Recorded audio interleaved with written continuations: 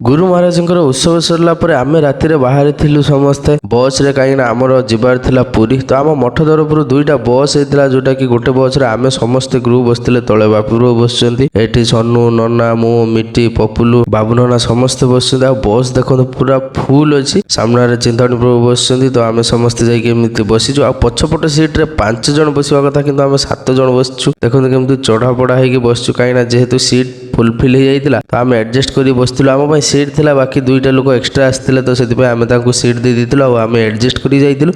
आम फाइनाली जाइए पहुँचीलु बड़दाण्डे आम जो बस रे से बस जाइए प्रथम पहुँची स्पीड पड़ जाता तो से आम सेकेंड बस को अपेक्षा करूँ जोटा कि महाराज हेका थे आम समस्ते जाइए बड़दाण्डे छिड़ा पर आम जी सब जिनस सब नहीं आम चैतन्य मठ को पलि जाइलु मठ को पलैला सकाल सकाल आम गाधे समस्ते रेडी हो जाइलु कहीं ड्रेस पिंधि पकईलु देन ये चित्ता चैतन्य भी करी कहीं आम सका परिक्रमा आरंभ थिला जगन्नाथ मंदिर पाखरु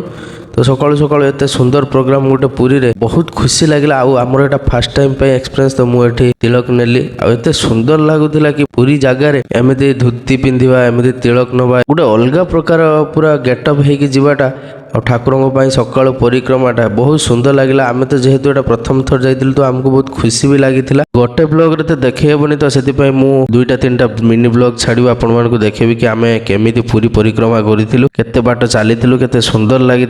महाराज सकाल कीर्तन आरंभ करदे तले तो सुरेश प्रभु आसिक डाकिले कि महाराज कीर्तन आरंभ कले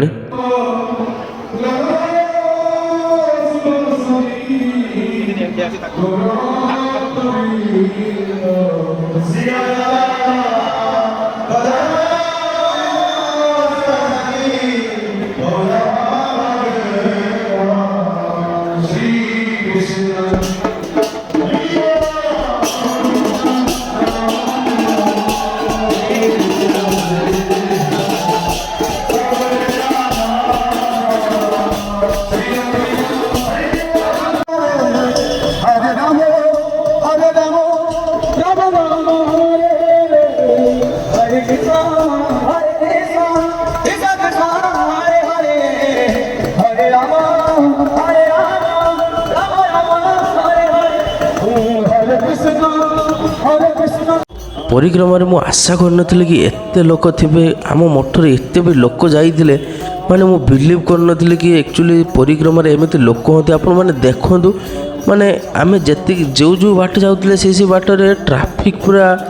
रास्ता माने किसी फाँका ना देखो मु ड्रम धरी मोर बजेवाई भी मो पाखे माने एते जाम जे मुझे फाँका भी पाऊन